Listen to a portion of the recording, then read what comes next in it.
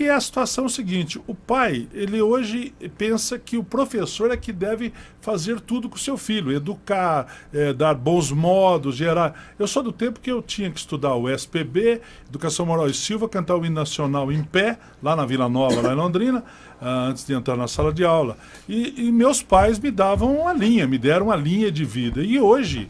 Aqui a gente sente que os pais de hoje, eles estão preocupados com outras situações e empurram tudo para o professor.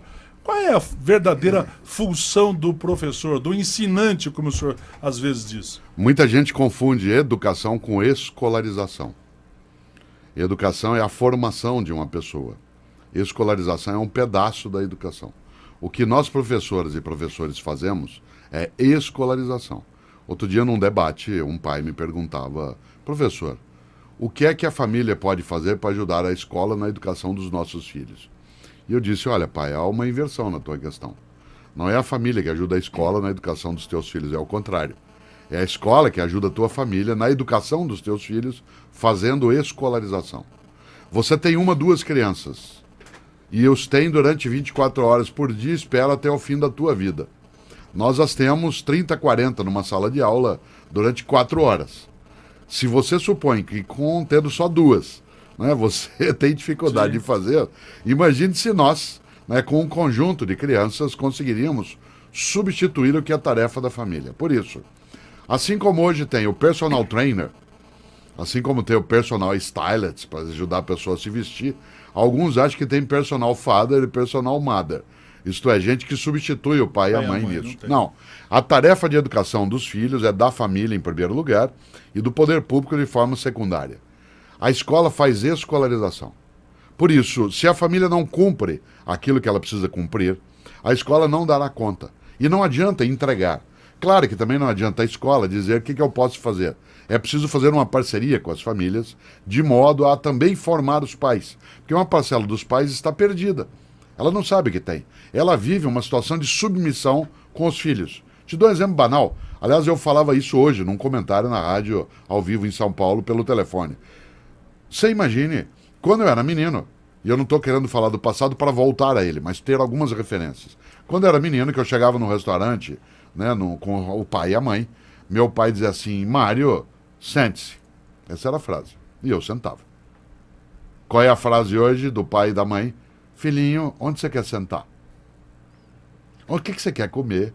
O que você quer assistir? Deixa a escolha para o filho. Isto é, você oferece a uma criança de 8, 9 anos, em nome de um carinho, algo que a deseduca. É óbvio que eu sou avesso, contrário a espancamento, a bater, mas não sou contrário de maneira alguma a uma educação que seja firme. Eu nunca, meus filhos, eu bati neles, mas todas as vezes eu fui firme. Ser firme não é espancar. Tem que saber dizer não, né? É a fala, é a autoridade, é colocar a mão no ombro com delicadeza, mas com firmeza, para a criança sentir a pressão, sem machucar, mas sentir a pressão. Isso significa que, pode parecer pouco, mas há uma diferença significativa de formação de um caráter, de uma criança de 10 anos de idade, por exemplo, de eu dizer a ela: sente-se, e dizer a ela: onde você quer sentar? Só o modo de eu dizer a segunda frase, que parece carinhosa, ela não é carinhosa, ela é acovardada. Onde você quer sentar? O que você quer comer? Você não quer estudar um pouquinho? Brecha, né, professor? Claro. Resultado, sabe qual é a consequência? Parte dessas crianças é formada em famílias que não têm autoridade sobre ela, a criança dorme na hora que ela quer, come o que ela deseja, ela sai ou vê o programa que ela quiser, ou rádio, seja o que for. Onde ela vai encontrar um obstáculo a essa falta de limite? Na escola. Quando ela entra na sala de aula, nós falamos assim: cadê o material? Fez a tarefa? Cadê? Guarda esse telefone, joga fora esse chiclete. Sabe o que eles fazem? Parte para cima de nós. Nós nunca tivemos tantos casos de violência de aluno contra professor quanto que nós estamos tendo atualmente. Por quê? Porque nós somos o primeiro adulto no dia a dia de algumas crianças que decide exercer sobre ela a autoridade. A autoridade não é autoritarismo. A autoridade é a responsabilidade com o mando. Essa autoridade tem que ser exercida. Resultado: você sabe que tem pai ou mãe que vem até a escola pública ou privada reclamar conosco porque nós demos falta para um menino que não foi.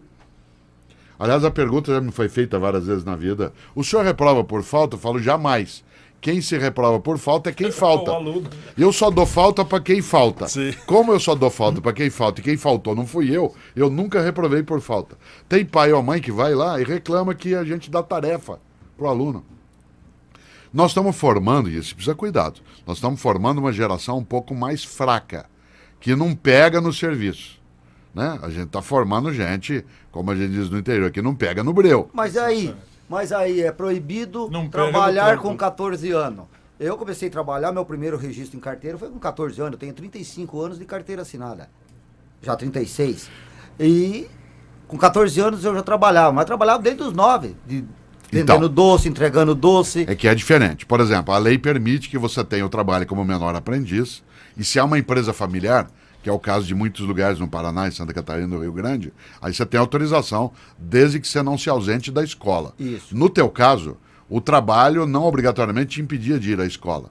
Não. Mas no nosso país, essa legislação que impede o trabalho infantil, ela serviu porque milhares de crianças ficaram fora da escola porque precisavam trabalhar. Nesse sentido, a você não prejudicou. Eu não tenho dúvida de que uma criança, professor. eu estou até imaginando. O professor não me conhece. O Jorjão que fala. Que eu era metalúrgico há 9 anos atrás. Sim, o metalúrgico foi presidente da República no Brasil 2 vezes. É que, né?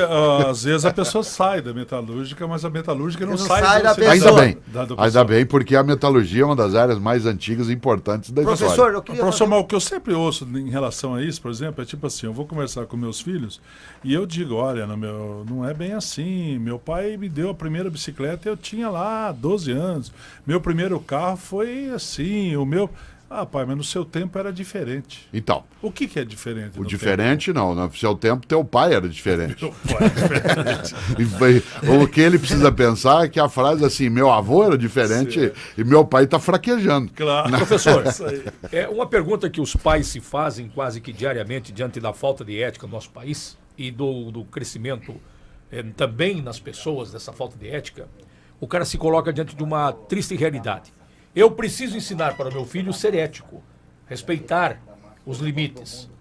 Mas eu também tenho que explicar para este mesmo filho que aí fora não é bem assim. Como é que lida com essa ambiguidade? Em que eu tenho que dizer para ele ser ético, mas que eu não posso dizer o que o meu pai dizia, olha, o fio de bigode vale, porque hoje nem o papel assinado vale, muitas vezes. Sim. Veja só, se eu fosse uma pessoa que tivesse diabetes, eu não tenho, mas se eu tivesse, eu teria que ter controle alimentar. Isso significa que meu pai e minha mãe, se eu fosse uma criança com diabetes, deveriam me manter dentro de casa para eu não comer o que não devo, ou eles deveriam me ensinar a ir ao almoço, a uma festa e comer só o que eu devo. É claro que é a segunda escolha. O mesmo vale em relação à conduta. Meu pai e minha mãe poderiam ter me dito, se eu tivesse diabetes, filho, você não pode comer isso, isso e isso, porque te faz mal, mas pode comer isso, isso e isso. Não me deixariam trancado numa redoma só porque existe um mundo que existe o que eu não devo fazer. Ao contrário, me ensinariam a lutar nesse mundo. Por exemplo, meus filhos nunca tiveram nenhum tipo de relação com drogas ilegais. Eu não disse a eles para ficarem dentro de casa trancado. Eu disse a eles, esse tipo de coisa, a droga ilegal, ela é ilusória. Ela faz mal para você. Você vai encontrar pessoas na vida que vão dizer para você, experimente. Você é livre para experimentar, mas você é livre também para não experimentar. E desse ponto de vista, você não é obrigado a ser como os outros são quando os outros não são corretos. Você é obrigado a ser como os outros são quando eles são corretos. Isto é, o benefício precisa ser imitado, o malefício não. Eu, pai, não devo de maneira alguma deixar meu filho supor que o mundo é só um mundo de bondade. Mas eu também não tenho que colocá-lo escondido fora desse mundo. Ao contrário, tem que dizer, aqui está, a escolha é tua.